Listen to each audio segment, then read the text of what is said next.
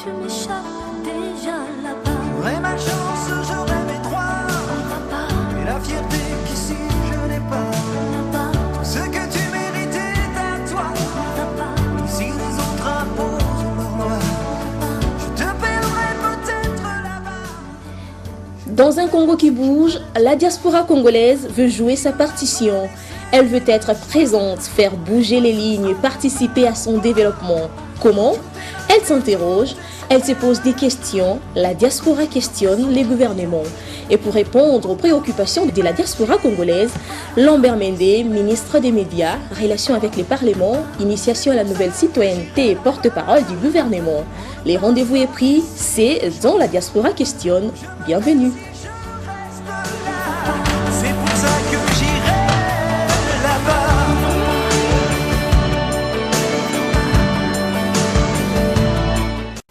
Vous êtes de la diaspora congolaise, vous avez certainement des questions à poser au gouvernement congolais. Madame, Monsieur, voilà une occasion franche qui s'offre à vous de poser librement vos questions à travers les porte-paroles du gouvernement et l'émission La Diaspora Questionne. Nous sommes là pour répondre à toutes vos attentes. Et là, nous avons les ministres des Médias, porte-parole du gouvernement, Initiation à la nouvelle citoyenneté, Lambert Mende Omalanga, qui va répondre à toutes vos questions qui nous sont parvenues via Facebook. Nous allons commencer, Monsieur le ministre. Bonjour. Bonjour. La première question, elle nous vient de Maria, elle est grecque, fiancée à un Congolais de la diaspora, et sa question est la suivante. Monsieur le ministre, après 2 années de gestion du gouvernement Matata, quel bilan faites-vous qui puisse rassurer la diaspora congolaise à regagner la République démocratique du Congo pour y travailler ou y investir? Le bilan sur lequel je vais insister tourne autour de 2 points essentiellement. Le premier point, c'est le retour de la sécurité dans le pays. Nous savons que notre pays est passé par toutes sortes de défis, et notamment le défi sécuritaire avec la guerre d'agression qui nous a été injustement imposée par nos voisins du Rwanda et qui a fini de détériorer son image. Et nous comprenons bien que nos compatriotes vivant à l'étranger aient éprouvé quelques hésitations à pouvoir revenir dans un tel contexte. Nous nous sommes donc attaqués à ce fléau de l'insécurité, ce fléau de la guerre.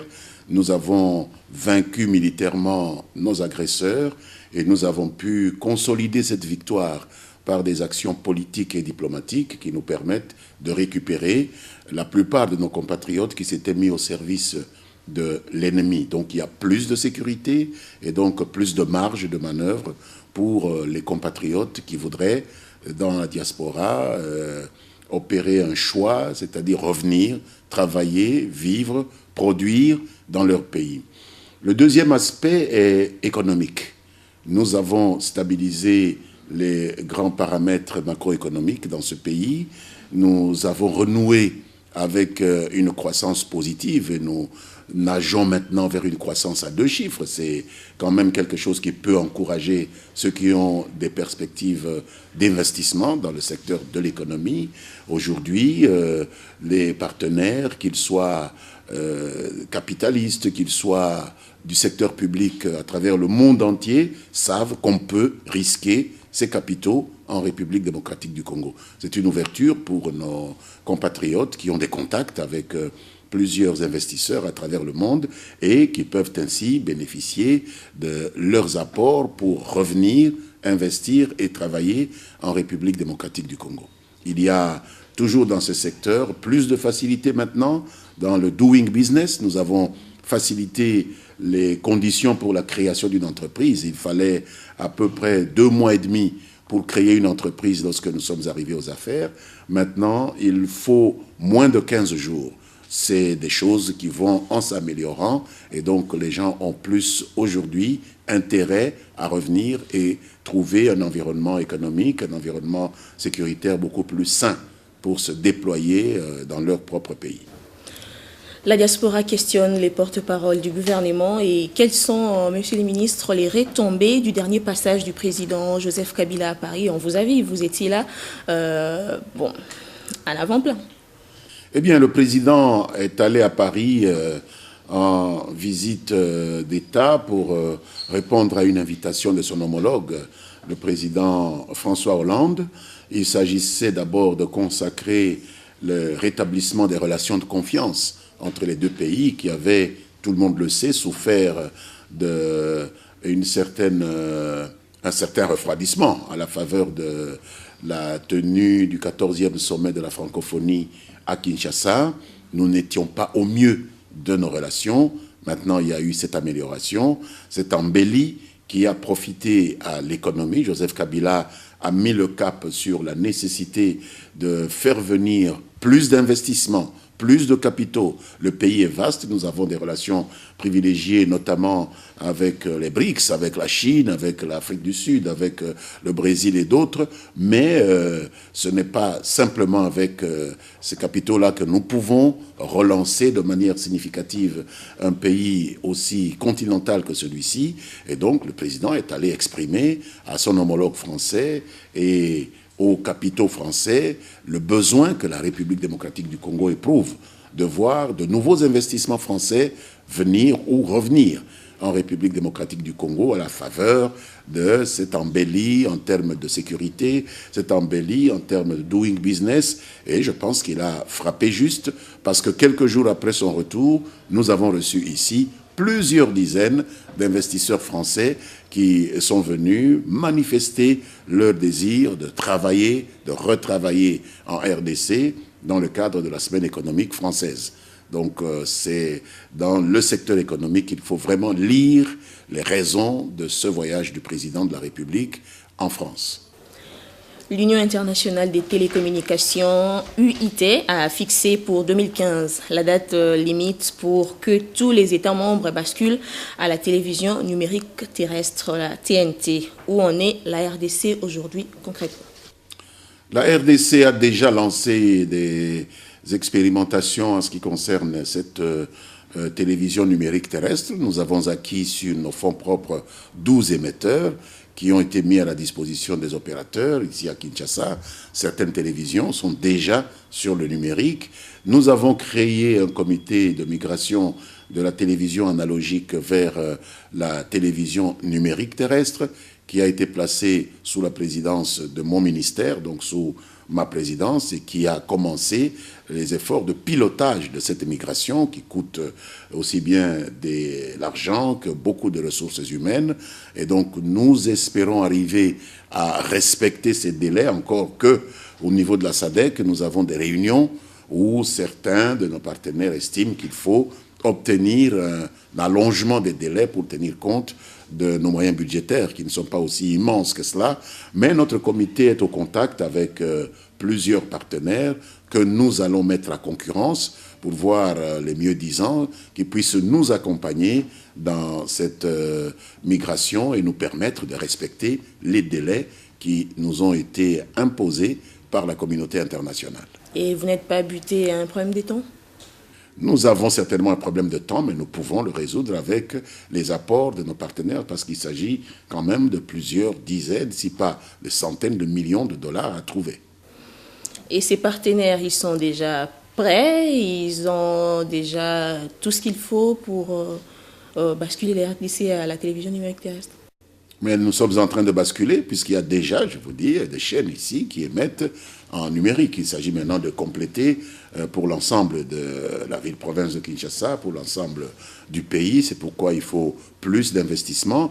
Mais les partenaires sont là, ils sont alignés et nous allons appliquer les principes qui ont cours dans le cadre d'une bonne gouvernance. Ce sont des marchés publics, il y a des règles qui régissent les marchés publics dans notre pays. Ils seront mis à concurrence, nous allons organiser des appels d'offres et le mieux-disant va nous accompagner. Monsieur le ministre, la diaspora congolaise participe activement à la vie économique de la RDC. Elle voudrait participer aujourd'hui à la vie politique du pays. Quels sont, monsieur le ministre, selon vous, les mécanismes mis en place par les gouvernements pour permettre à cette diaspora, évidemment, de participer activement à la vie politique de la RDC, par exemple par les votes de la diaspora? Mais vous savez que jusqu'à présent, la loi ne prévoit aucune limitation au droit de vote. n'importe qui, n'importe quel Congolais ayant la nationalité congolaise a le droit de voter. Simplement, on lui demande de revenir au pays pour voter. Lorsque les votes ont lieu, parce que les moyens budgétaires n'ont pas permis de mettre à compétition les ressources de nos finances publiques pour organiser des élections de Congolais qui sont éparpillés dans le monde entier. Cela a un coût. Encore une fois, nous parlons de millions de dollars. C'est pourquoi on a voulu ouvrir cette possibilité. Tout Congolais, qu'il soit de la diaspora ou qu'il soit à l'intérieur, a le droit de postuler. Tout Congolais, qu'il soit de la diaspora ou à l'extérieur, a le droit de voter, c'est-à-dire de choisir ses dirigeants. Maintenant, peut-être que le problème qui se pose, c'est celui de trouver des moyens pour que les gens de la diaspora n'aient pas à se transporter vers le pays quand ils veulent voter ou quand ils veulent être candidats. Mais ça, c'est une autre dimension. Il faut trouver beaucoup d'argent pour cela. Et donc, jusque-là, on demande aux frères qui sont dans la diaspora et aux sœurs de la diaspora de faire un effort, de venir pour voter puis rentrer, en attendant que nous trouvions beaucoup d'argent pour amener l'administration électorale vers tous les pays du monde où sont les Congolais. Et ça fait à peu près 65 à 70 pays. Imaginez le coût que tout cela représente pour une économie comme la nôtre. Donc c'est un problème purement budgétaire, purement économique. Mais s'agissant de droits, tout le monde a les mêmes droits. J'ai vu des personnes qui sont dans la diaspora se faire élire députés. Et ils sont là, ils siègent avec nous. Pourtant, ils venaient de la diaspora, ils ont fait l'effort de venir. Voilà la réponse que je peux apporter à cette préoccupation qui est légitime, de toute façon. Et on parle de la loi électorale aujourd'hui. La diaspora, quand est-ce qu'elle vote? Mais la loi électorale prévoit que la diaspora vote. La loi électorale n'a jamais exclu quelqu'un du vote parce qu'il est de la diaspora, soyons clairs. Il n'y a aucune disposition. Il ne faut pas que les Congolais se lancent dans des débats qui n'ont ni tête ni queue. Il n'y a aucune disposition de la loi électorale qui interdit à un Congolais de voter ou de se faire voter parce qu'il est dans la diaspora. Non. Ce qui n'est pas prévu dans la loi, c'est que l'administration électorale, la CENI, ouvre des bureaux dans tous les pays où il y a des Congolais à l'étranger. Financièrement, elle n'aurait pas la possibilité de le faire. Les élections nous coûteraient alors... au lieu de 500 millions actuellement, 1 milliard ou 2 milliards. Notre budget, ce que nous produisons en propre, ne dépasse pas 4 milliards. Alors, on va dépenser la moitié de tout ce que nous avons uniquement pour la Commission électorale nationale indépendante. On a demandé donc que les Congolais qui sont à l'étranger, qui veulent participer, fassent l'effort de venir.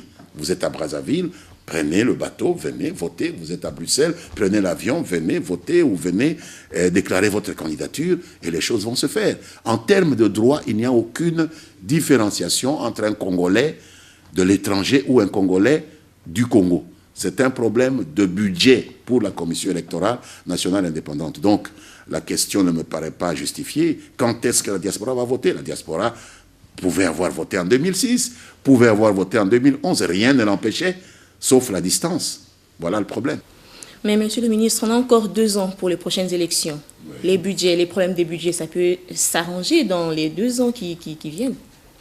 Je ne sais pas, je voudrais partager votre optimisme. Je connais l'évolution des finances publiques dans un pays qui a une production annuelle de 4 milliards par an, qui est venu même d'une production annuelle de moins de 500 millions lorsque nous avons mis fin à la guerre au début des années 2000. Croire qu'en 2 ans, nous allons quadrupler, sextupler pour pouvoir accorder 2 milliards rien qu'aux élections, je ne serais pas aussi béatement optimiste. Je pense qu'il faut voir encore plus loin et demander encore des sacrifices à nos compatriotes. Donc la seule condition, c'est que la diaspora se prépare à effectuer un déplacement pour les élections. Absolument. Et monsieur le ministre, nous vous suivons via CanalSat, vos prestations à la RTNC, la télévision nationale. Vous êtes au front pour défendre les forces armées de la République démocratique du Congo, défendre les chefs de l'État, la majorité et les gouvernements. À Paris, vous êtes au premier plan, à côté du chef de l'État Joseph Kabila, au Sankourou, dans les Kasaï. Vous mobilisez les foules immenses derrière Joseph Kabila. Et est-ce que tout simplement, ce sont les fruits de votre passion pour la politique? Tout cela est lié. En fait, pour faire la politique, il faut avoir de la passion pour la politique. Il faut aimer la politique. Pour faire de la politique dans un pays comme la RDC, il faut avoir de la passion pour le Congo. Il faut aimer le Congo. Et lorsqu'on se lance en politique, on a des idées, on a une vision, on a un programme. Il se fait que ma vision est lumumbiste, c'est-à-dire indépendantiste, souverainotiste. Et il se fait que Joseph Kabila également appartient à cette famille de pensée, défend cette vision, a été élu sur base de ce programme. Il est tout à fait normal donc que j'apporte mon appui à la réalisation du programme du chef de l'État, que je mobilise la base électorale qui est la mienne, celle qui m'a fait confiance, en faveur de ce programme qu'incarne aujourd'hui Joseph Kabila. Et la diaspora se questionne également, que veut Lambert Mende? Que cherche-t-il? Ce que je veux, c'est apporter ma modeste pierre à l'édification d'un Congo libre, d'un Congo indépendant, d'un Congo qui appartienne aux Congolais. Je sais que ce n'est pas la chose la plus facile. Dans un monde comme celui dans lequel nous vivons, où tout le monde vous parle des droits de l'homme, mais où les plus puissants continuent à écraser du poids de leur influence ceux qui ne possèdent pas grand-chose. C'est le cas pour les pays du Sud que nous sommes.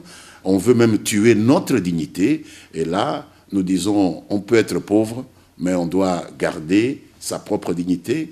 On peut être démuni de tout, mais on doit garder les droits qui sont inaliénables, qui appartiennent à tous les hommes. C'est la doctrine pour laquelle Lumumba s'est sacrifié, et c'est la doctrine pour laquelle nous sommes prêts, quelques-uns, à nous sacrifier également. C'est ce qui me fait courir, c'est le carburant qui est dans mon moteur. Et quand est-ce que Lambert Mende compte s'arrêter?